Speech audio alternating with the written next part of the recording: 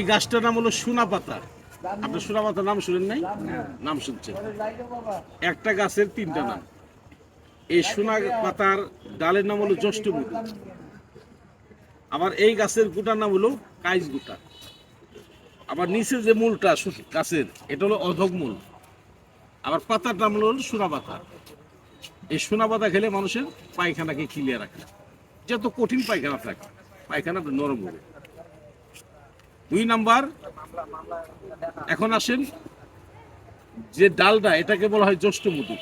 এটা আমরা অনেক সময় দেখা যায় যে ঠান্ডা দিন আসলে এই ডালটা আমরা করি কি মুখে রেখে চুষে চুষে খাই, খাইলে কন্ট্রোলটা ঠিক থাকে। আবার এই কাজ গুলাটা কাজ করে কোনটা জানেন? এই গুটা এটা মহিলাদের জন্য কাজ করে, শেকপদ রক্তপদের বাদকের জন্য কাজ করে। আবার নিচে যে মূলটা এটাকে বলা হয় অধক মূল।